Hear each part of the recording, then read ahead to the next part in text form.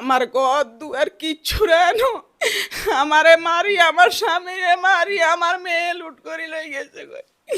আমার কিচ্ছু রেনো, আমার গলা স্বর্ণে চেন, আমার হাতে চুড়ি, আমার কানে জিনিস, আমার কিচ্ছু রেনো, আমার সব লই গেছে। ওই জলিলের পরিবার, সব জলিলের পরিবার, সব জলিলের লোক। আর এই দেশের কোনো লোক কদ্দুর হিরি চায় না, এই দেশের কোনো লোক এই কথা কয় না বলে আমরা কদ্দুর ধরি একে একে দুই বের করি আমার ঘর দুয়ার বাইছে।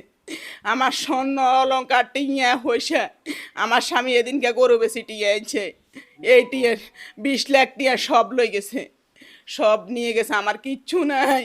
আমার পা ভাঙিয়ে দিচ্ছে, আমারে মারি, আমারে। আমি বিচার চাই, আমি বিচার চাই, আমার বিচার করে দেন। আমার মেয়ে নিয়ে গেছে, আমার মেয়ে 16 বছর বয়স, আমি বিচার চাই। মেয়েটারে কালকে রাত্রে বিভিন্ন 50-60 জন লোক নিয়ে বাড়ি থেকে সন্ত্রাসী কাজে বাড়ি ঘর ভাঙি চুরি, আপনারা এগুলো দেখেন। আমার টাকা টুকা আমার মেয়ের ভাঙি চুরি সব নিয়ে চলে গেছে, আমাদেরকে মারি ধরি। আমরা রাত্রে পুলিশেরও বলাইছি, 999-এ ফোন দিয়েছি, পুলিশ আছে, পুলিশের সামনে ওই মেয়েটারে নিয়ে যা, পুলিশে কিছুই করতে পারে না।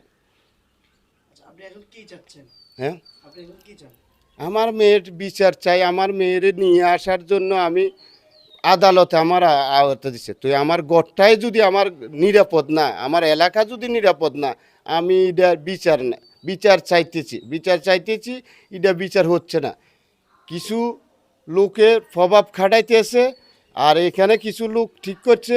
এই জন্য আমি বিচার কি জিনিস থানাত পাইতেছি না, কোর্টে পাইতেছি না, গ্রামে পাইতেছি না, কোনো বিচার আসার ওদের নাই, কোথায়ও আমি বিচার পাচ্ছি না। আমার একটা বাচ্চা 15 বছর বয়স চলে, এই সিনিমিনি খেলা এই দেশে বিচার বলতে হবে কি না। আমি 999-এ থানার মাঝে ফোন দিতে পুলিশ আসছে, কয়েকবার আসছে, পুলিশের সামনে এই ঘটনা হয়ে যা। এখানে কি আইন শৃঙ্খলা বাহিনী কি বিচার আছে? পাবো, আমি পাইলে পাবো। আমি প্রশাসনের বিচার চাই, আমি একজন নির্যাতিত অবহেলিত লোক, আমি বিচার চাই আইন শৃঙ্খলা বাহিনীর কাছে, বাংলাদেশ সরকারের কাছে আমি বিচার চাই। আমার মেয়ের বিচার চাই, সুস্থ তদন্ত করে আমার বিচারটা আমার জন্য করে দেয়, আমি এতটুকু চাইতেছি। আসলে ঘটনা ওই শুনছি আমি আমি ওই যে আমি তো একটা জব করি, আমি আস্তে আস্তে অনেক রাত হয়ে গেছে, আমার সার আসতে 4 কালকে ভিজিট ছিল, আমি একটা ইন্স্যুরেন্সে জব করি।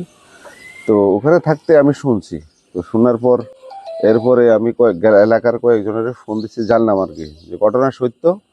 তো একটা আগেরও একটা মামলা ছিল, মেয়েকে অপহরণ করা হয়েছে,